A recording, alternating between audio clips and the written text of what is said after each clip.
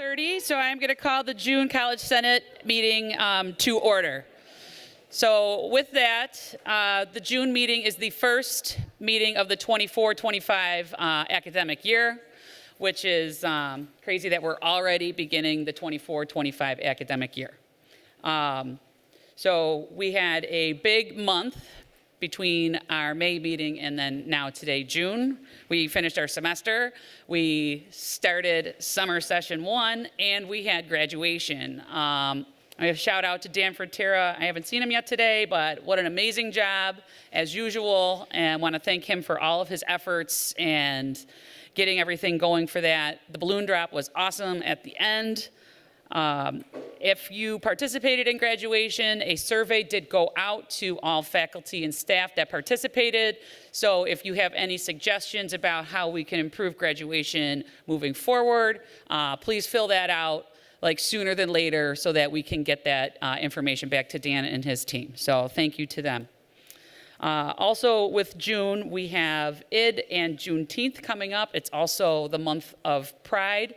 And for those of you that have people in K-12, it's the end of the school year.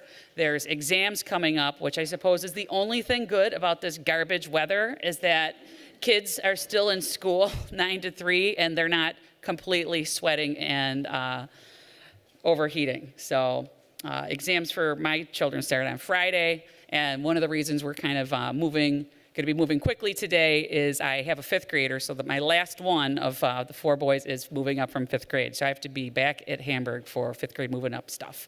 So we are going to be efficient with this meeting today. One other quick announcement, there is a phone system migration that is happening starting July 8th. Email went out to chairs, and chairs will be sending that out as well. And it's really not going to change too many things, but just so you know that the phones are being migrated. And I think that's all I have for my chair report, and I'm going to turn it over to the president's report, Dr. Adiam Sagai. I'm going to make it real short, Colleen. Just to echo on the graduation of our students, thank you for everyone that participated and the team that did the work. We did we did have a sort of mini lunch for everyone that really facilitated and helped the graduation ceremony. I do want to emphasize May, really starting April, late April, and into all of May, we have a ton of celebration that takes place at the college, from our nursing pinning to dental hygiene and so many more. I think going forward, what we will do, working with our new marketing, VP of Marketing was hired, was approved by the board, last board meeting. She will be starting next June 24. Part of that plan is to really give this events that takes place, particularly in the May month, so that we could really organize it, so that we could send it out through the college, but also certainly through the Senate, so that we could have more of our faculty and staff participate. Our students and our faculty or staff by department do an outstanding job of celebrating our students, their success, both in the classroom and outside the classroom. We had our wonderful Summer Institute this morning. I want to thank everyone that participated there. We really had a very robust dialogue and presentation from our faculty and staff to really talk about how we move the college forward in terms of particularly focusing on academic affairs and student affairs and what that looks like in terms of best practices with advisement and how we engage students. Really, the whole focus was student engagement and what does that look like from both in and outside the classroom. More to come.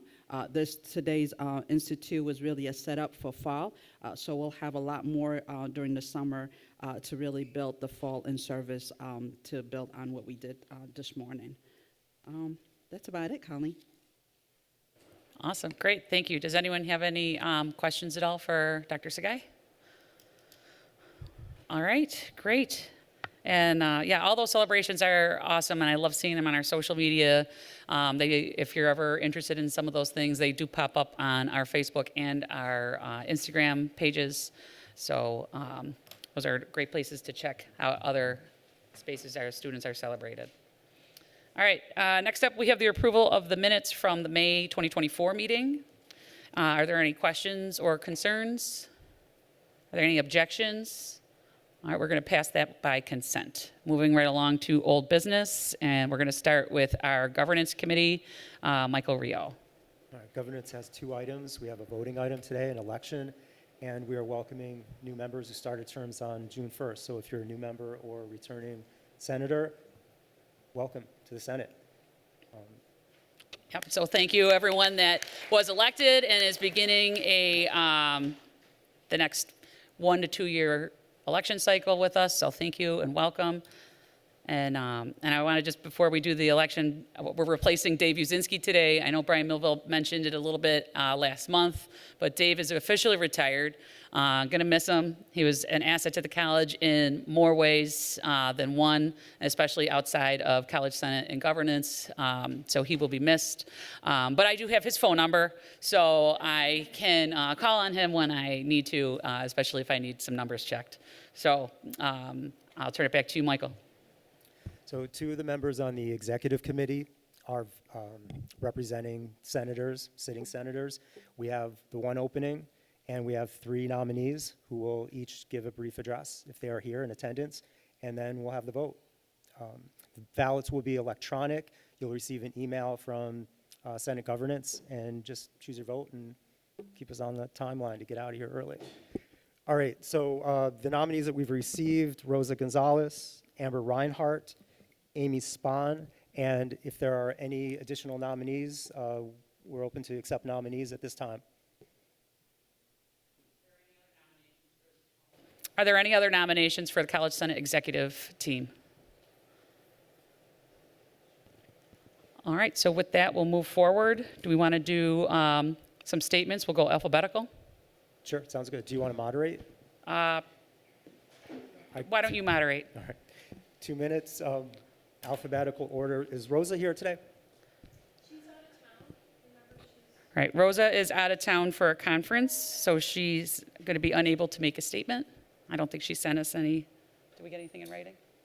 Okay, just that we know that she's out of town for a conference, college related. So, Amber? All right, thank you. So yes, my name is Amber Reinhart, and I'm the chair of the Communication and Media Arts Department itself, and a senator representing liberal arts and sciences. I've been a professor for 18 years, with the first 9 years being at SUNY Fredonia before coming to SUNY Erie 9 years ago. During that time, I've worked on numerous committees, subcommittees, and special projects, and I believe I'd be a very effective member of the Senate Executive Committee. I believe that shared governance is of the utmost importance because it's through open communication and transparency that we're going to be able to make things work. I believe that my background and experience in communication, both academically and professionally, would make me a great asset to the team. I recognize that the various academic and socioeconomic problems facing not just SUNY Erie, but really all institutions in higher education are very complicated and multifaceted, and that sometimes difficult and maybe even unpopular decisions have to be made. But those decisions should never be made without full context and all available information and without representation from those being impacted by these decisions. So as many of you know, I've been a fierce and often vocal advocate for my students and my fellow faculty and staff. I've been lucky enough to be the chair of a degree granting program and an instructor in numerous classes populated by both majors and non-majors.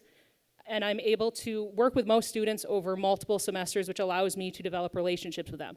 This puts me in a position where I'm able to really understand the wants, interests, and needs of our students on a ground level. As a member of the Senate Executive Committee, I'll work continuously to constantly promote transparency, open communication, and collaboration. I'll work to serve at my best ability to always be a voice to my fellow faculty and staff, especially those who feel under or unrepresented. But most importantly, I'll always work to be a voice to our students, because I believe, as I assume we all do, that they're the reason that we're here, and they're the top priority for us, especially as we move as a college towards a more student-centered future. Thank you.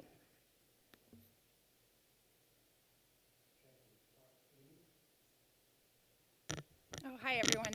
My name is Amy Spahn. I'm a counselor in the admissions office of ECC here at North Campus. I really can't. You need to speak into a mic. Oh, I did. It's on? Maybe it's not working. No, it is. Yeah, I can hear it when you get closer. Oh. Hello. Is this better? Okay. I'm Amy Spahn. I'm a counselor with the college. I've been here for about 19 years.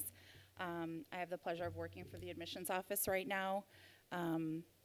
I really can't compare to the beautiful statement that Amber just said, but I'm new to Senate. Although I've been with the college for a long time, I've had the pleasure of working on the academic side in the student access department and now for the last decade or so here at North. And I really am a staunch supporter of our students and helping to advocate for what's best for our students. I'm really proud to work at ECC. I love it here, and I'd be happy to join the team. Thank you. Okay, so to make the technical side of the electronic ballot work, I'm just waiting on our attendance roll, and then I'll send that out. Maybe we cast the ballots at the end of the session? Okay. Okay. So we're just waiting on, oh, I'm still running the timer. You guys both did very good under the 2 minutes. I appreciate that. Let me get rid of that. All right, so we're just waiting on attendance to be formalized, and then Mary will send that to Michael, and then we will send it out from there. So while we wait for that, I'm going to call on Dr. Erickson Nealons to give us some information about enrollment management. Thank you, Colleen, and thank you, everyone, for attending today. Provide some updates in terms of where we are for our summer enrollment first. Summer overall is up at this point in time compared to last year by about 7% head count. When we look at summer one, which will be wrapping up in just a few weeks, we were down slightly, around 2% down compared to last year for summer one compared to this year. However, compensating for that is our summer two activity, which is up pretty significantly, thanks to a great partnership that Cheryl Duquette, as well as others, Adam Patterson, Adrian Rannick, have fostered with the Charter School of Applied Technology, which will be taking about 100 students in total with classes here over the summer. Those will begin in the middle of July and run then through the rest of the summer, following the Mayor's Summer Youth Program. That's a great opportunity for us to have a really great first impression in our partnership with Charter School of Applied Technology, as these students will not only be taking classes with us in the summer, but a great way to matriculate them as well to the school moving forward. Switching over to fall at this point in time, we are seeing that we are also up in all categories, incoming students in particular. We're about 12% higher at this point in time in head count compared to where we were last year. That includes across the board, again, with incoming students, continuing students, and our advanced studies, P-TECH, middle early college students. The one thing that I will stress, and you'll see it here with registration events, please continue to reach out to your students to get them registered, both the current and incoming students. While it is very impressive to see our current state at this time with enrollment, I would be remiss if I did not highlight that over the last week or two, we have seen a slowing down of registration activity. So certainly please work with your chairs to register for the first chair day, which will be on July 17th from 10 a.m. to 2 p.m. It's at all three campuses, as well as then on August 14th is our next chair day. Then we have the general studies one on August 15th. And then, of course, open registration is a really robust opportunity for us to capture students for fall on August 26th and August 27th. Great. Does anyone have any questions for Erickson? Fabulous. All right. Just to echo what he had mentioned, everyone can access your list of advisees very easily through Workday. You can make it appear as an Excel sheet, so then you can very easily copy all of the email addresses and then email your students to remind them of these dates. Make sure you put that in the BCC. Just a little technical thing there, but you can do that and kind of help drive your students to these days.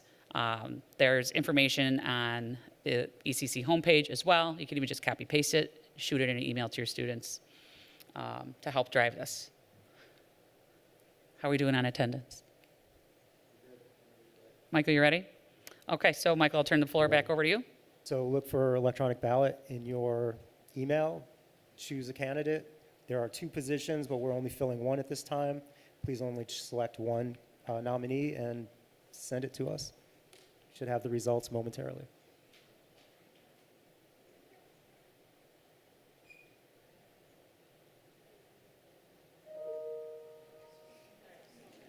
I'm guessing that everyone's computer that just binged is,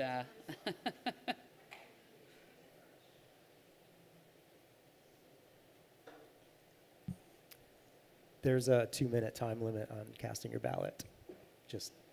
Then I'll close it. yep. So please be swift in your vote, and again, only choose 1 or your vote will be invalid.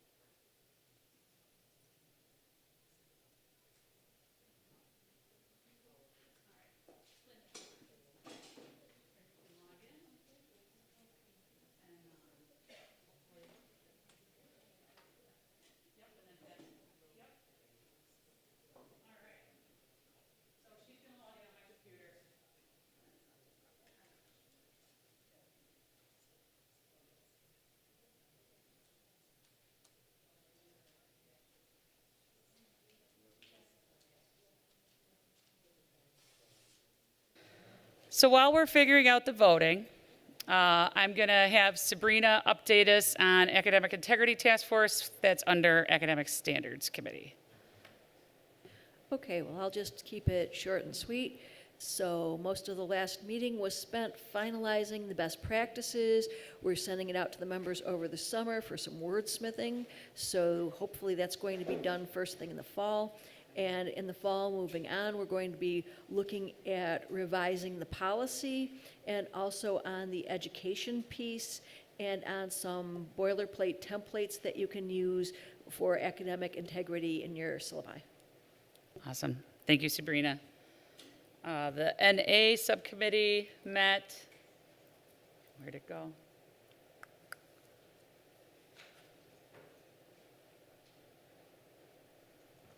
All right, well, it was there. Oh, now it's in protective view.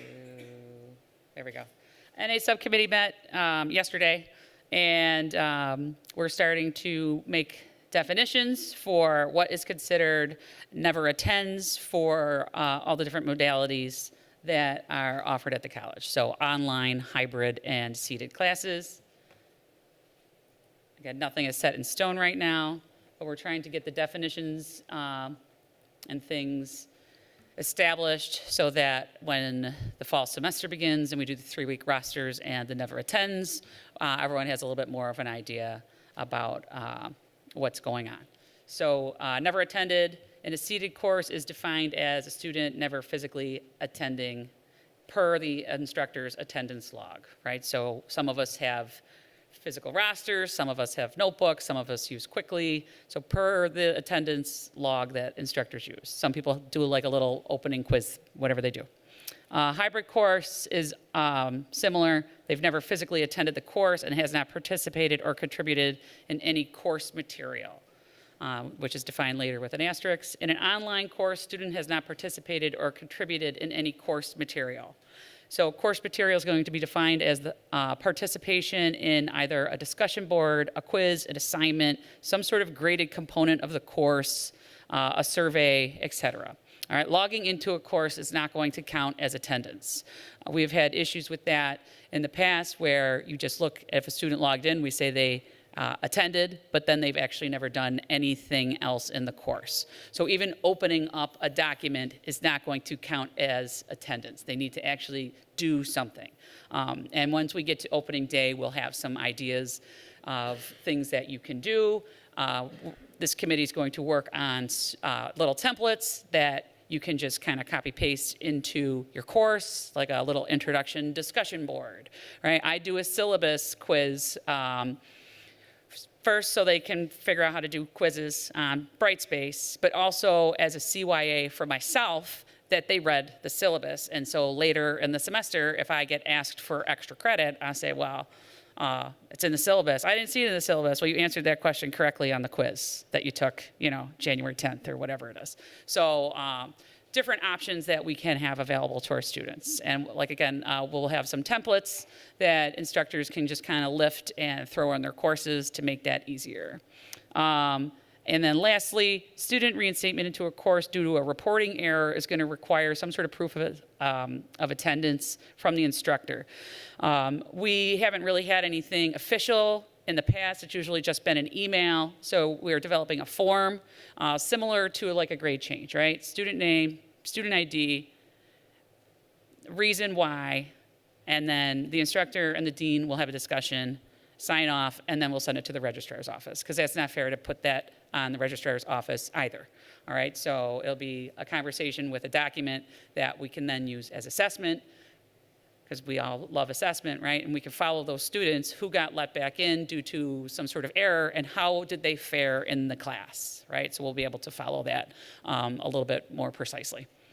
So that's what's coming. We'll also have, obviously, policy getting developed as well to accompany this, but right now we're working on definitions and things to make the fall semester start a little bit smoother in regards to NA and 3-week roster. Any questions on that? Awesome. And if you have any suggestions, as always, you can email me. Or if you want to work on that committee, always taking new members.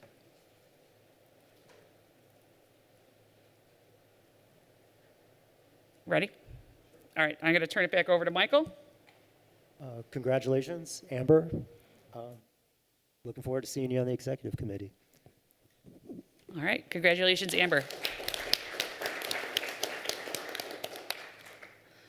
Awesome. And thank you, Amy, also for running, and for Rosa for running, because shared governance does not work unless we have representation and interest from across the college.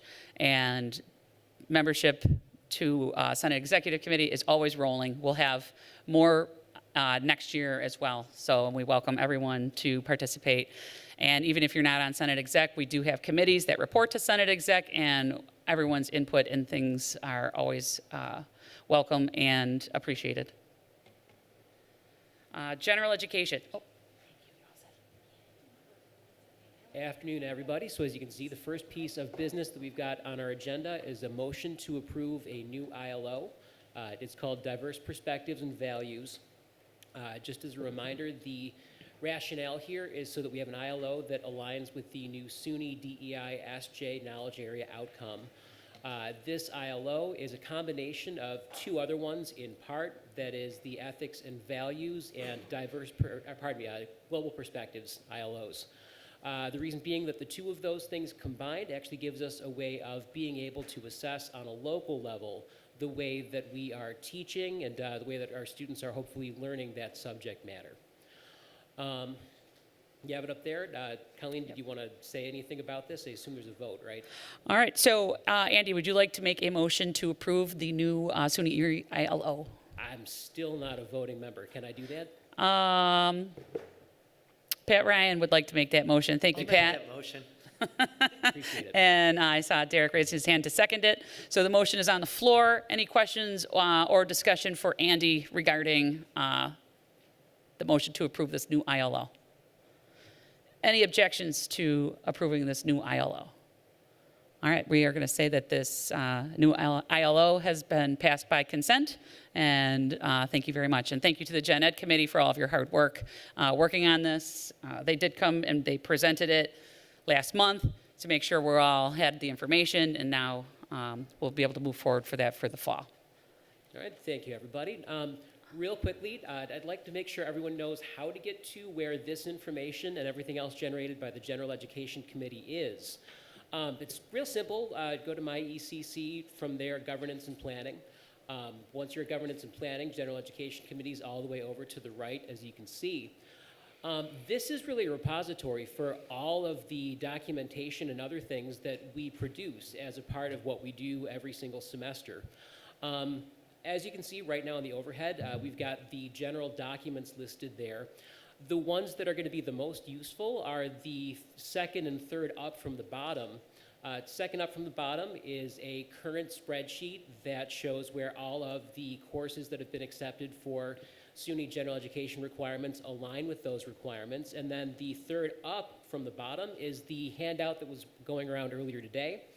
This is a printable general education matrix. I keep this updated every single time something is added or something changes, depending on what goes on with that. I encourage you, log in here, print that out, whether you want to give it to students or simply keep it nearby to help with advising. Again, I make sure that that is always up to date anytime there's ever a change. Otherwise, Colleen, if you'd scroll up real quick. Over on the left-hand side, you can see that we've got meeting dates. These are meeting documents that correspond with all of the things that we do at all of our meetings. If you want to browse through these, feel free. You'll find that the agendas are all live documents. Wherever I've got something on an agenda that corresponds to documentation elsewhere, there's a direct link. There's a URL, that'll take you from one place to the other. So please feel free to explore this, and if anyone ever has any questions, comments, or concerns about anything you find, I am more than happy to answer those. Awesome. Thank you, Andy. And the matrix spreadsheet that he referred to is the document that we had passed out while everyone was sitting. And I think there's more copies floating around. And that is a hugely helpful tool for advisement. So if you happen to lose it or you want to send some to your colleagues, you can always get it off of this website. And then, as always, I will include it in my email that I send later this week that recaps today's meetings. Any other questions for Andy and Gen Ed? right. There was a link that Mary was thinking maybe we'd be able to put up here. That's for the last part of the presentation that I was asked to give today about the way that different degree paths correspond to different requirements for the new framework. This one? Oh, and Senate docs? Yeah.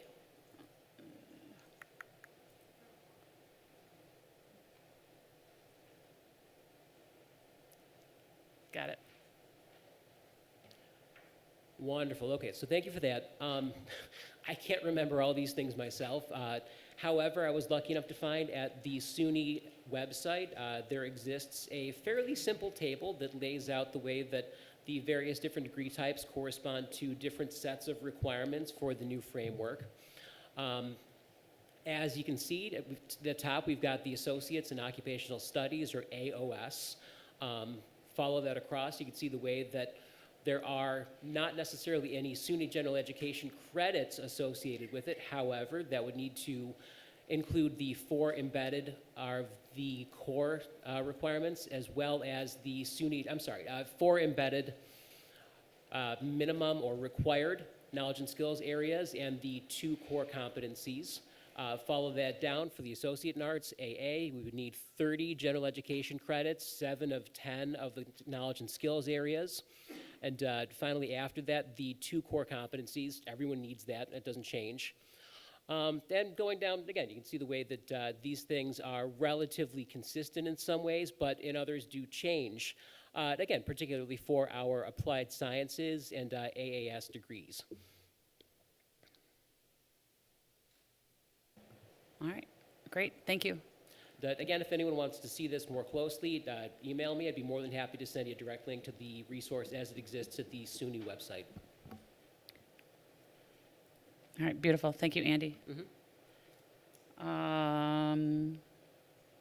Academic Assessment Committee, Sabrina Kane. Okay, well, we submitted our annual report, which everybody can look at. It's not all that exciting, but there are 2 important things that I want to bring up. One is that we did not have a lot of participation in the program competency assessments this academic year. That is not a good trend. Please go back to your units and tell them that they need to be following the assessment timelines that they have worked on with IRAP, and we need, for the sake of Middle States, to keep a robust program competency assessment program. The second thing is, hand in hand with that, that we have pretty much completed a transition of our assessment reporting for program competencies onto Brightspace. And so at some point over the summer, the units will be receiving an email asking who in the unit should have access to that Brightspace shell to be putting in the data for their program competency assessments. It is as simple as we could make it. You get one quiz and 2 assignments per program competency, and the AAC can go in there now instead of filling out the feedback form, emailing, blah, blah, blah. We do it all on a rubric so everybody can see the scores that they get and any feedback that they get from the AAC. It's very quick, easy, and transparent, and should be rolling out in the fall. Awesome, thank you. Anyone have any questions for Sabrina regarding academic assessment? All right. Placement Task Force update, Michael Rio, Dr. Erickson Nealons. So for informational purposes, we've included a document that shows the new math placements for fall 2024. And just as a reminder, the placement task force is helping in the transition of using more multiple measures and following best practice and SUNY recommendations to get students into appropriate courses in the first year. Updates for English are pending, and we, as a committee and through enrollment management, hope to communicate any changes to faculty and advisors and staff as directly and immediately as possible as those are going into effect in the near future. And any questions or comments, we can take those at this time. Erickson? The only thing I may add, and thank you, Michael, is a lot of these changes here are because of the Title III grant and the revisement to the math and English placement, which allows then for more students to be able to place into that credit-bearing math and English classes. I have also worked with ITS, and big thanks to Pat McNair, who's working with Huron about implementing this into our Workday system. Is looking to get an update then soon on that. Great, thank you. Linda, you had a question? Yeah, I just wanted to mention that we don't have CS111 anymore. It's not offered, so probably CS101 or 103 would be good for the computer science 8. Okay, thank you, noted. Any other questions or comments on course placements? Great. The Artificial Intelligence Task Force. Our chair had to resign, so that position is open if anybody would like to chair the Artificial Intelligence Task Force. So in the meantime, I'm going to chair it right now.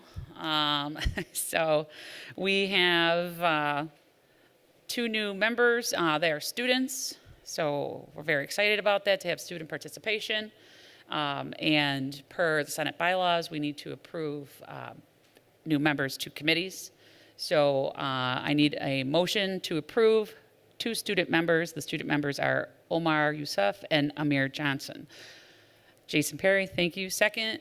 Tom Webb, thank you. Any questions or comments? Any objections?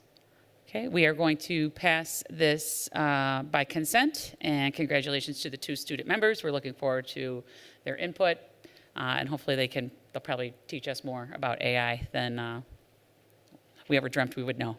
Is there any other old business that I might be forgetting, or that anyone would like to contribute? Kathy, you got to talk in the mic. Sorry. I'll chair the AI if you want me to. All right, great, thank you. We will bring that back to Senate Exec and then connect. Thank you. All right, since there is no old business, we're going to move to new business. There is no new business, unless anybody has new business. All right, we did talk briefly last month about, under new business, we passed 4 resolutions from the Faculty Council of Community Colleges. One of them in particular related to students and mental health services. So we talked about that during the town hall. So we've taken that discussion, and we are in process of writing a resolution that complements what FCCC sent us and that we endorsed in May. So look forward to that for the September meeting. And if anyone is interested in working on that resolution and that topic in particular, you can email myself or Colleen Ongst. And that was just our update from last month. Any other new business?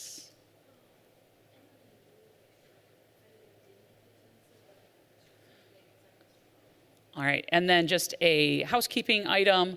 If you are a voting senator and you did not get the electronic attendance, please stop and see Mary on your way out the door so that we can make sure that we take care of that for moving forward for the 24-25 academic year.